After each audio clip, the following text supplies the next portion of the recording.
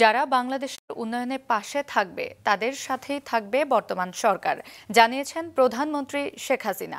সকালে গণভবনে বঙ্গবন্ধুকে নিয়ে ভিডিওচিত্র প্রতিযোগিতায় পুরস্কৃতদের সম্মাননা প্রদান অনুষ্ঠানে একথা বলেন তিনি। মানুষের অধিকার চাই। আমার চোখে বঙ্গবন্ধু শীর্ষক 1 মিনিটের ভিডিও চিত্র তৈরি প্রতিযোগিতায় বিজয়ীদের মাঝে পুরস্কার দিতে সকালে গণভবনে আয়োজন করা হয় এই অনুষ্ঠানের। প্রধানমন্ত্রী শেখ হাসিনা বিজয়ীদের হাতে সম্মাননা তুলে দেন।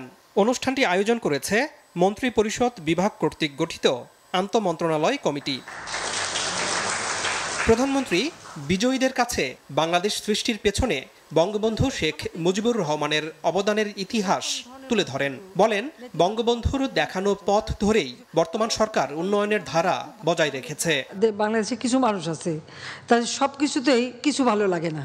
আমি বলি এটা হচ্ছে কিছু ভালো লাগে না গ্রুপ, যেটাই করবো বলি এটার কি দরকার ছিল, মেট্রো রেল এটার কি দরকার ছিল, এক্সপ্রেসওয়ে খামাকে এগুলি করে পয়সা নষ্ট। তো এরকম ধরনের মানুষ কিন্তু নেতিবাচক মনোভাব নিয়েই তারা চলে। তারা সব কিছু আবার যখন তৈরি করি তখন দেখি খুব ভালো করে সেগুলো আবার খুব মজা করে আবার ব্যবহার করে। এটাও আবার আমি দেখি। আমি মনে করি আর এই বাংলাদেশকে কেউ পিছনে টানতে পারবে না।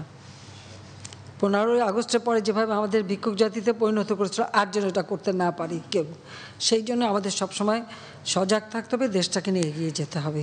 যারা বাংলাদেশের উন্নয়নে পাশে থাকবে তাদের সাথেই থাকবে এই সরকার, জানান সরকার প্রধান। পৃথিবীর যুগের সাথে তাল মিলিয়ে চলতে হবে। আর আমরা সবসময় শান্তি চাই, আমরা যুদ্ধ চাই না। সকলের সাথে বন্ধুত্ব চাই, এবং সেই বন্ধুত্ব রেখেই কিন্তু আমি এগিয়ে যাচ্ছি। কার দেশের সাথে কার দেশের ঝগড়া সেটা আমার দেখার দরকার নাই। আমার নিজের দেশের উন্নয়নটা আমার আগে দরকার। আমার উন্নয়নে যারা সহযোগিতা করে আমি তাদেরকে নিয়ে চলবো, সেইভাবে আমরা এগিয়ে যাচ্ছি। তরুণ প্রজন্মকে স্মার্ট বাংলাদেশের সৈনিক হিসেবে গড়ে তুলতে শিক্ষক অভিভাবকদের প্রতি আহ্বান জানান প্রধানমন্ত্রী। আনোয়ার হোসেন, মাছরাঙা সংবাদ, ঢাকা।